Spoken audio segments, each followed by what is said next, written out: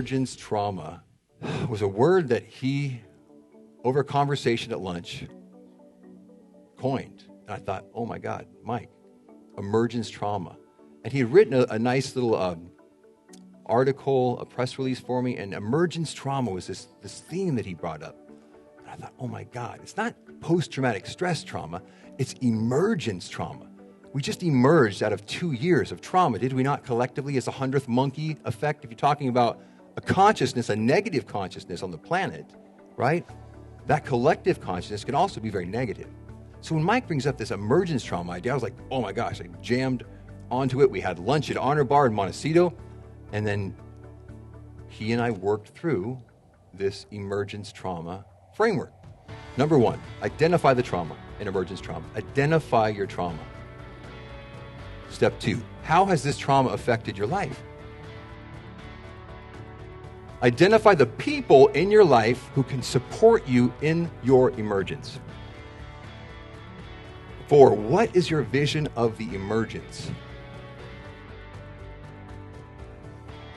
And then think from the end of your vision, not about the end, right? I was just sharing that with you. You got to think from the end of your vision, not like it's going to happen in the future. Like, okay, I'm here, claustrophobic, there. When I get out, I'll be better. When someone can give me an antidepressant, I'll be better. I'm going to survive. Could somebody give me some Advil or something? No.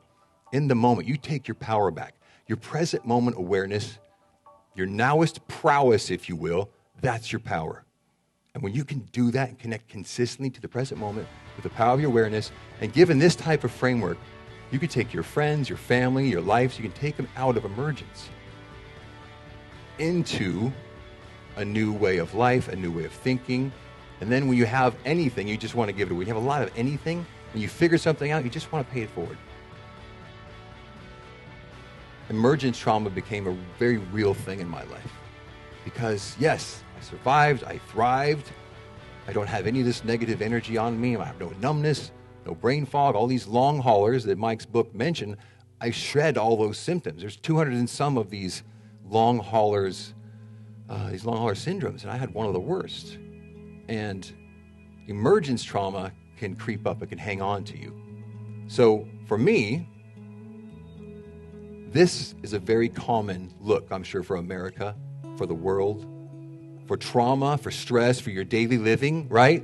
We've got the bills, we've got our cell phones, we've got time, we've got bills to pay, stuff to do. This is the face of America and a lot. I think the majority of America, the world, lives in stress, right? Lives in a degree of trauma through everyday life. But they're little traumas, right? Little things like the fight or flight response, right? We all know what that is. You all know it's this mammalian brain, this ancient part of your brain that's trying to help you survive. Run from a saber-tiger, run from predators, run from problems. But our problems are stress from people in our life, our coworkers, our friends, our family, our relationships. And so we blow them up and we put so much stress in our body that we're creating little tears, right? Until you have to totally blow out your knee. You know, it's just this little micro tears from stress. But eventually you lose the whole function because these little micro tears become massive trauma.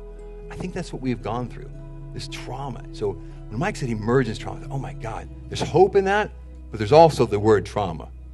And for me, I've found in my life that when I can get into one thing at a time, the first step, of course, out of stress is awareness that you're in stress.